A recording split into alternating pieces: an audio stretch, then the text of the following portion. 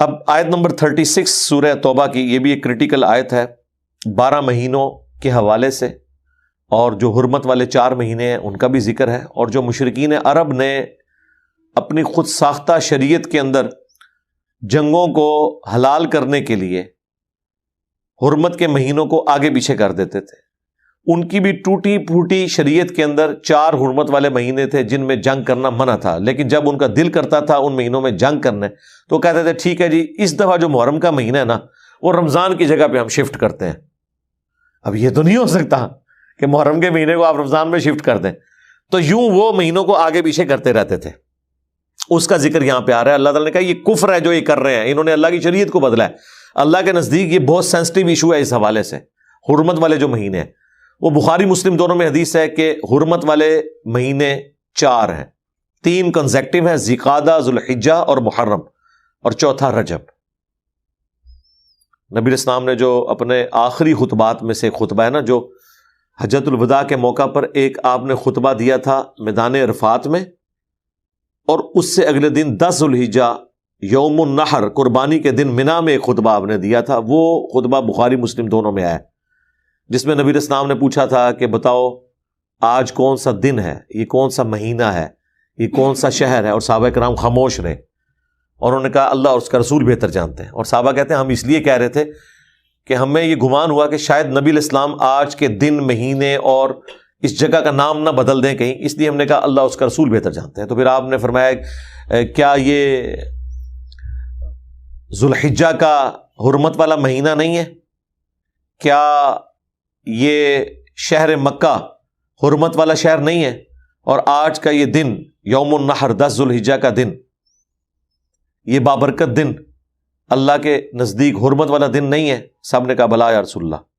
پھر نبی اسلام نے فرمایا کہ جس طرح اس شہر مکہ، اس مہینے اور آج کے دن کی حرمت ہے نا، اسی طریقے سے ایک مسلمان کے لیے دوسرے مسلمان کی جان، مال، عزت، آبرو حرام ہے۔ یعنی جس طرح حقوق اللہ کے اعتبار سے تم سینسٹیو ہونا، اللہ کے نزدیک یہ بھی جرم ہے کہ تم کسی کے ساتھ زیادتی کرو، جان، مال، عزت، آبرو کے اعتبار سے۔ جس طرح کہ کوئی شخص مکے کی حرمت پامال نہیں کرتا، اس مہینے کی حرمت کو پامال نہیں کرتا، اس دن کی حرمت کا خیال رکھتا ہے، اسی طریقے سے حقوق العباد کا بھی خیال کرے۔ اس میں یہ بھی الفاظ ہیں کہ زمانہ گھوم گھما کے پھر اسی جگہ پر واپس آ گیا جہاں اللہ تعالیٰ نے اس کو پیدا فرمایا تھا کہ سال کے 12 مہینے ہیں، ان میں سے 4 حرمت والے ہیں، 3 کنزیکٹیو ذوالقعدہ، ذوالحجہ اور محرم، اور چوتھا جو ہے وہ رجب کا مہینہ۔ وہاں پہ آپ علیہ السلام نے یہ فرمایا تھا، اور مہینوں کے نام بھی بتا دیے۔ پھر آپ نے اس میں یہ بھی فرمایا کیا میں نے اللہ کا پیغام تم تک پہنچا دیا؟ سب نے کہا بلا یا رسول اللہ، پہنچا دیا آپ نے، بلکہ آپ نے حق ادا کیا۔ پھر نبی الاسلام نے 3 دفعہ آسمان کی طرف انگلی کر کے صحابہ کی طرف کی، اللہم اشہد، اللہم اشہد، اللہم اشہد، اے اللہ گواہ رہنا، گواہ رہنا، گواہ رہنا۔ اور پھر آپ نے فرمایا اب جو لوگ یہاں موجود نہیں ان تک میرا یہ پیغام پہنچا دیں، وہ لوگ جو یہاں پہ موجود ہیں۔ اور بسا اوقات جسے بات پہنچائی جا رہی ہوتی ہے وہ زیادہ یاد رکھنے والا ہوتا ہے بنسبت اس کے کہ جو پہنچا رہا ہوتا ہے، ظاہر ہے اسے پھر زیادہ قدر ہوتی ہے۔ اور پھر دیکھ لیں اللہ نے جن لوگوں سے دین کا بڑے لیول پہ کام لیا وہ سارے اجمی تھے، امام بخاری ہو، امام مسلم ہو، امام ابو داؤد، امام ترمذی، یہ سب اجمی ہیں جن سے اتنے بڑے لیول کا اللہ تعالیٰ نے کام لیا۔ حدیثیں انہوں نے محفوظ کی، نبی علیہ السلام کی سنت کو محفوظ کیا اس حوالے سے۔ تو وہاں پر بھی نبی علیہ السلام نے کہا کہ وہ 12 مہینے ہیں، اور وہ کہ آگے پیچھے کرتے رہتے تھے، وہ اتنی دفعہ آگے پیچھے ہوئے کہ آٹومیٹکلی نبی علیہ السلام کی بعثت کی برکت سے جس سال حضور نے حج کیا نا وہ آئٹریشن پرفارم ہو کے اوریجنل جگہ پہ واپس آ گئی ہوئی تھی۔ تو وہاں آپ نے پھر فکس کر دیا، پھر اس کے بعد کوئی اس میں کسی نے تبدیلی نہیں کی، آج تک ماشاءاللہ اسی طریقے سے معاملات چل رہے ہیں۔ ان عدت الشہور عند اللہ 12 شہرا فی کتاب اللہ، بے شک اللہ کے نزدیک مہینوں کی گنتی 12 ہے اللہ تعالی کی کتاب میں، لوح محفوظ میں، اللہ تعالی کے بنائے ہوئے ڈیوائن پلان کے اندر۔ یوم خلق السماوات والارض، جب سے اللہ تعالیٰ نے آسمانوں اور زمین کو پیدا کیا ہے، مہینے 12 ہیں۔ اور یہ دیکھیں 12 مہینے آلموسٹ سارے کیلنڈرز میں چل رہے ہیں، چاہے لیونر ہو، سولر ہو، اس کے علاوہ بھی جو کیلنڈرز ہیں ان کے اندر۔ منہا اربعۃ حرم، ان میں سے 4 حرمت والے ہیں، جو میں نے بتایا بخاری مسلم میں آ گیا، 4 مہینے ذی قعدہ، ذو الحجہ اور محرم، اور اس کے بعد میں رجب، یہ 3 کنسیکٹیو ہیں ایک الگ سے۔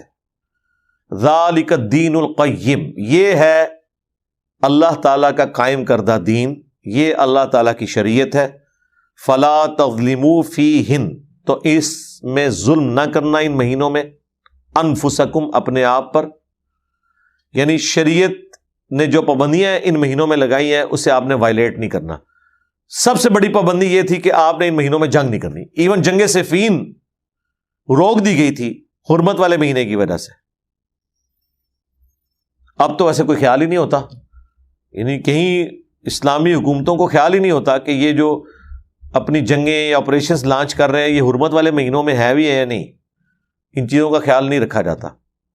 اس میں ایک پلی مل جاتی ہے جو ساتھ ہی ذکر آ رہا ہے کہ اگر کافر یا اسلام کے دشمن آپ کے اوپر جنگ مسلط کر دیں حرمت والے مہینے میں، تو پھر آپ نے یہ نہیں کہنا کہ اس مہینے میں ہم نہیں لڑتے لہذا ہمیں مار دو، نہیں، پھر آپ نے لڑائی کرنی ہے، اس کا وبال ان کافروں پر ہوگا، ان باغیوں پہ ہوگا۔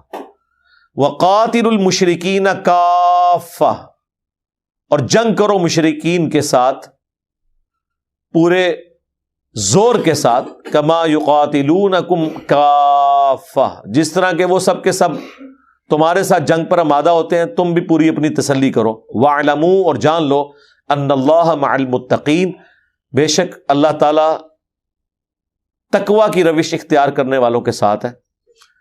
جو اللہ تعالیٰ کی شریعت کی پابندی کرنے والے لوگ ہیں ان کے ساتھ ہے اللہ تعالیٰ، جو اللہ سے ڈرنے والے ہیں۔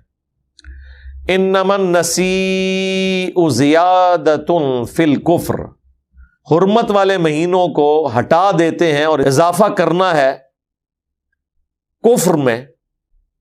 زیادۃ فی الکفر یضل بہ الذین کفروا، اور اس کے ذریعے گمراہ کیے جاتے ہیں وہ لوگ جو کافر ہیں۔ وہ جو میں نے بتایا یہ مہینوں کی گنتی آگے پیچھے کرتے تھے وہ ساتھ آ بھی جائے گا۔ یحلونہ عاما ویحرمونہ عاما، حلال کر دیتے ہیں ایک مہینے کو ایک سال اور حرام کر دیتے ہیں اس کو دوسرے سال۔ وہ کیوں کرتے ہیں؟ گنتی پوری کرنے کے لیے۔ لیواطئوا عدۃ ما حرم اللہ، تاکہ وہ گنتی پوری کر دیں حرمت کے مہینوں کی جو اللہ کے ہاں ہے۔ وہ 4 کی گنتی وہ سال میں، یعنی انہوں نے 4 مہینے پورے کر دینے کسی طریقے سے، وہ چاہے اللہ کے بتائے ہوئے مہینے تھے یا نہیں تھے، انہوں نے کہا جی 4 کی گنتی ہم پوری کر دیں گے۔ زُیِّنَ لَهُمْ سُوءُ أَعْمَالِهِمْ، اس طرح آراستہ کر دیے گئے ان کے لیے ان کے برے اعمال۔ وَاللَّهُ لَا يَهْدِي الْقَوْمَ الْكَافِرِينَ، اور اللہ تعالی کفر اختیار کرنے والوں کو، جو جان بوجھ کے کفر اختیار کرتے ہیں، انہیں کبھی ہدایت نہیں دیتا۔ یعنی یہ ہدایت زبردستی نہیں ہوگی، کوشش کرنے والوں کے لیے ہوگی، اور جو آنکھیں بند کر کے لیٹے ہوئے ہیں انہیں کبھی اللہ تعالیٰ جگائے گا نہیں۔ ہاں جو سوئے ہوئے ہیں انہیں جگایا جائے گا، اگر اٹھنا چاہیں تو اٹھ جائیں، اور جو اٹھنے کے لیے تیار نہیں ہے وہ جو مرضی ہو جائے، وقت کا پیغمبر بھی موجود ہو، اللہ کی وحی بھی نازل ہو رہی ہو، تب بھی ہدایت قبول نہیں کریں گے۔ اس کی واضح مثال ابو جہل ہے، ابو لہب ہے۔ ابو لہب تو ہاشمی تھا، نبی الاسلام کے خاندان سے تھا، لیکن دیکھ لیں ٹس سے مس نہیں ہوا، حالانکہ نبی الاسلام کا پورا کریکٹر بچپن سے لے کے بعثت تک ان کے سامنے تھا، اس کے باوجود انہوں نے حق کو قبول نہیں کیا۔ اور جن کی قسمت میں حق تھا وہ سلمان فارسی جیسے لوگ کہاں سے چلے؟ سلمان فارسی فارس سے چلے اور مکے تک پہنچ کے نبی الاسلام پر ایمان لے آئے۔ جو کوشش کرنے والے ہیں، والذین جاہدوا فینا لنہدینہم سبلنا، جو لوگ بھی ہماری راہ میں کوشش کریں گے ہدایت کی راہیں کھل جائیں گی، ایسی راہیں کھلیں گی کہ کہیں نہ کہیں سے وہ خود بخود حق بات تک پہنچ جائیں گے۔ اور جو کفر کی روش اختیار کرنے والے جان بوجھ کے، ان کو اللہ تعالیٰ ہدایت نہیں دیں گے۔